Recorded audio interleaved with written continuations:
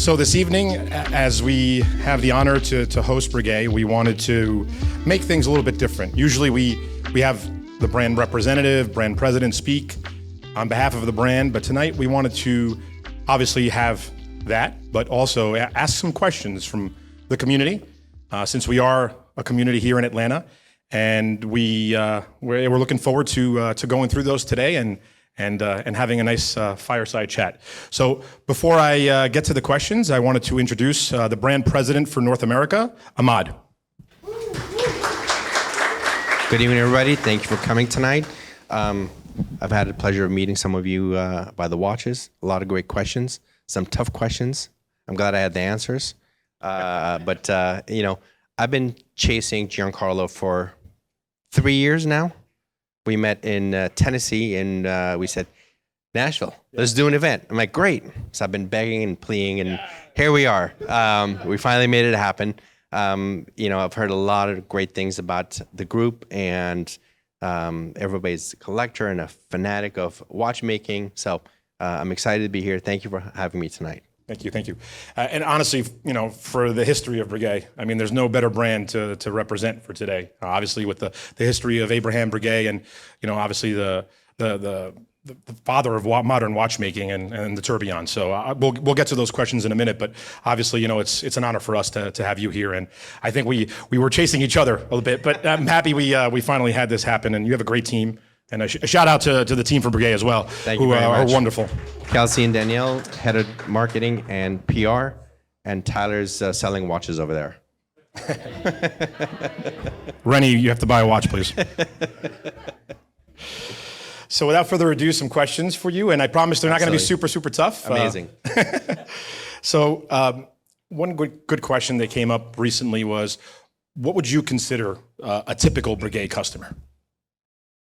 So it's sort of a complex question, right? Because I truly believe that we're for everybody, but not for everybody, right? We don't want to be coined as, well, you have to be a major collector, royalty, aristocrat, but truly our collection is so vast because we do from our Type 20 to our most complex minute repeater tourbillon, perpetual calendar. So we have a very unique following, right?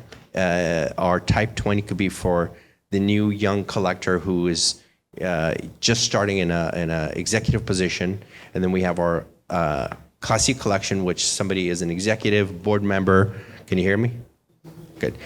Board member of a Fortune 500, and we have our marine collection. So these are all exactly kind of fits everybody, and of course our ladies collection, our Reine de Naples has been around forever. Obviously, the first wristwatch in 1810. I know Cartier claims they were the first wristwatch. No, we were in 1810. They were 100 years after us. So really, we cater to, from the collector that's just starting collecting, and you can own a Rolex, a Zenith, a Tag Heuer. Then you start looking into more, okay, I want something a little different, a little more complex, with a little pedigree and history. That's what we have. That's what we feel. I mean, folks who are collectors who have educated themselves on the brand understand the history behind the brand. And, it's important for the folks that haven't heard that to hear it from somebody, of your, pedigree and obviously your role within the company. And I think it's important for more folks to understand how important Breguet is to watchmaking history. So thank you. I mean, truly, if you think, and I always say this with the most humility as possible, any watch that is in existence, Breguet has a hand in it, right? From the tourbillon, the perpetual calendar, the winding system, a minute repeater, we've had an influence on it. So, it's the crown jewel of watchmaking, really father of time. Or well, now he'd be a grandfather now. Very well put. Very well put. Moving on to the next question, I think this one is definitely interesting. We have a lot of folks who appreciate a fine, beautiful, unique dial. So I would ask, two of the most signature dials for Breguet are enamel and guilloche dials. Which one is harder to produce, and which one do you personally prefer? Well, which one of you kids do you like the most? Thank you, Giancarlo. So both are quite complex, right, and very unique. So creating an enamel dial, really, it's such a art and science behind it, right? Because the layering, having it in the kiln, and really creating a perfect harmony on the dial. And it's a process. It's a heating process, and if there is the heating process is not done right, then the enamel dial does not function properly. Now, keep in mind that we're quite stringent. If there's a 0.0001% flaw in enamel dial, it gets thrown out, we recreate another one. And the other side of it, on a guilloche pattern, right? It's artistry. I mean, really, it's engraving. It's done by hand, and to create different patterns on a base plate, it's quite unique. Now, we do have the most complicated or multiple guilloche patterns on our 10 hertz. I think a total of 7 different patterns on one dial. And it's very, very difficult to make. So for me, as a watch geek, and I have many brands and I love watchmaking, for me, it's the enamel dial. Really, it's just elegant. But every enamel that we do, there's and I think a few people that saw his secret signature, it's always embedded in the dial. So it's a very beautiful, unique piece. Great answer. Thank you. Moving on to the next question. How would you say, Breguet, so obviously we've seen recently the watch market change.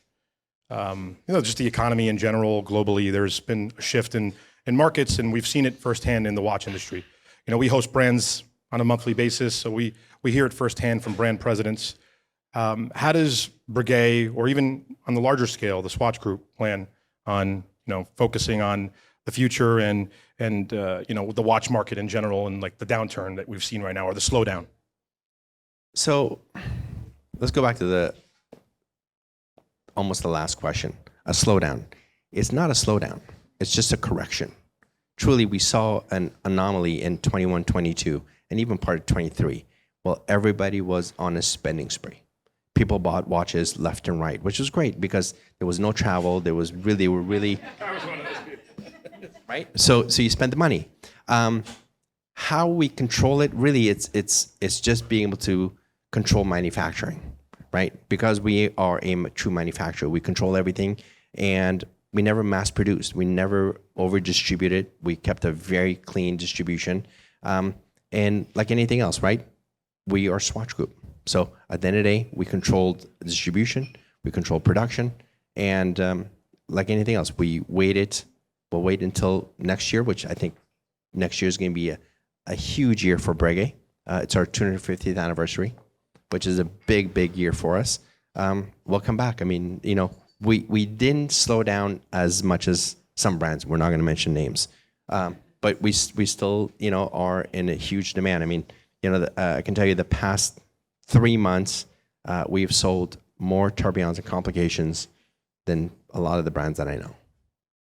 Yeah, so it's quite really it's a great spot to be in. Do you think that, and just kind of shifting gears into specifics of actual models and watches, do you see Breguet shifting gears to a more modern dive or sports watch? You've made, obviously, watches that are more modern in their ilk in the past, but do you think that, because I know there's many members in our community who appreciate the fine watchmaking of Breguet, but many say, well, I can't wear that to play baseball with my boys, or sure, to be a dentist. One of our members here, Devante, he's looking to buy his first piece. So we were talking about like wearing a watch that he could get blood on.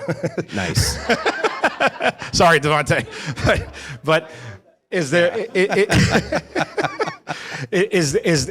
is there a watch you think do you feel Breguet is going to start embracing more dive watches, or maybe some more sport watches in the future? So Breguet has always been an innovator, right? And we've always been sort of forefront of watchmaking. And absolutely, our Type 20, which was introduced last year, right? And that was a big introduction for us. And this was a rendition from 1955, where we introduced really the imagery and the passion and artistry of what we did in 1955, but with a twist of modernization, right? With a new movement, with a column wheel chronograph, still a flyback, right? With a patented movement, 5 patents pending. So absolutely, the Type 20 is definitely in the realm of something modern, sporty, with a brand new movement. The marine chronograph or the marine, three-hand. So we continued on that. Absolutely, we'll always be in the forefront of innovating and making sure that we stay relevant. Thank you. Is there an old design you'd like to revive? Something new you'd like to add to the Breguet catalog?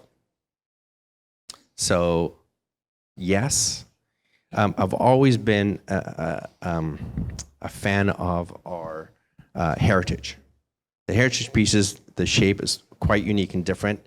I've always loved, especially the tourbillon. It's a very beautiful, unique piece. Now, that, if we can revamp, and if I had a say in Switzerland, going to Mr. Hayek, going, can we change this? That would be something that I would revamp and bring back. Because at the end of the day, with our marine type, Classique, really, or the tradition, because I wear this quite often, right? I wouldn't change much. Of course, I would add a few more twists, but I would absolutely revamp the heritage. How about date windows? How do you feel about date windows? Thank you for coming tonight. So we did get a lot of, I don't want to say backlash, but really criticism on the fact that we did a 42 millimeter and a date window, right? And my explanation was really, we didn't want to just reproduce a 1955 rendition going, here's a Type 20, right? We wanted to give it the vintage look, but yet with a modern twist, because we didn't want to just throw out another piece for people to buy, but we wanted to really commemorate what we did in 55. But you never know. I mean, there could, 250th anniversary, there could be some fun things come out next year. That's exciting. And I just had to ask because it's something that came up. And there's, obviously people who love a great date window and others that, appreciate no Yes. date, right? So Sure. It's always something that you hear debated a lot with watch collectors and the watch community. So I was curious to hear your answer on that. So thank you. And I think in closing, I think what would be really great for the community, especially for folks who don't know the brand very well and are very curious, because for me, Breguet is such an important brand. It really is. And, I think what's also symbolic is that you're one of the first brands that I ever spoke to back in Nashville. It's going on 2.5 years before the community really turned into what it is today. So I think it's important for folks who don't know the brand to understand how incredible the history is and maybe understand a little bit more about Abraham Breguet himself. So if you don't mind maybe kind of giving us a little bit of an overview on the history of Breguet and why it's so symbolic and important to the watch world. With pleasure. So obviously the inception of the company was 1775, right? We're 1 year older than the US, which was 1776, right? And it really just, so the feather on our cap. But Breguet was always an innovator. In 1793, he was commissioned to create the most complicated, obviously pocket watch then for Marie Antoinette. And this unfortunately took us about almost 40 years to complete. Marie Antoinette wasn't around to receive the watch. But if you think about the concept, this is back in the late 1700s, where we had a perpetual calendar, a minute repeater, automatic, with a date calendar, and a thermometer, believe it or not. Basically, it gauged ambient temperature where you were. So this is 1793. So when you see a perpetual calendar, a tourbillon, a minute repeater, this is all us, right? And truly, there's a lot of great brands that do some beautiful pieces, right? So Breguet had a hand in it. So this is from late 1700s, 1801, we patented the tourbillon. I'm sure you're all familiar because really just the cage to combat gravity. Then 1810, the first wristwatch. And then from there, we just continued on innovating and creating, even to the recent years. We did the 10 hertz, which we used 2 mineral earth magnets to suspend the escapement so the balance staff does not sit in a pivot because it operates at 10 hertz. So it would absolutely destroy the balance staff. So a lot of great things. So Breguet really is father of time, the most innovative and creative watchmaker ever. Thank you. That's wonderful.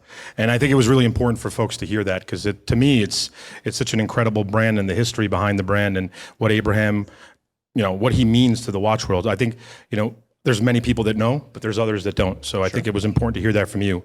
And I know I said that was the last question actually, but I wanted to ask two last questions actually. And they're relevant more to the watches, one on your wrist and what's here today. So we always have to ask, Mark and I always have this habit, we always have to ask what's on the wrist. And you may have mentioned it, but let's maybe talk about it a little bit more.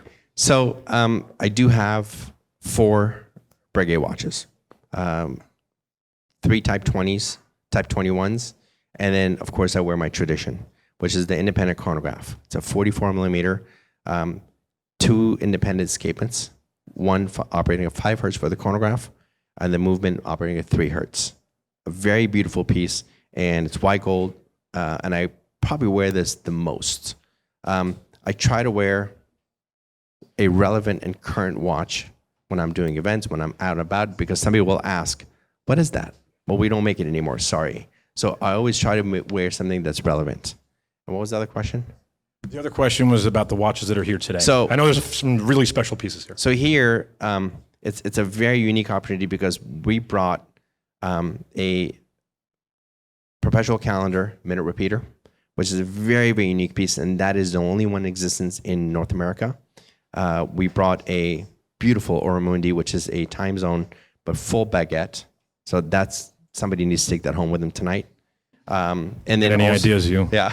I think it'll fit you well. Yeah. And also we have our marine equation marchand.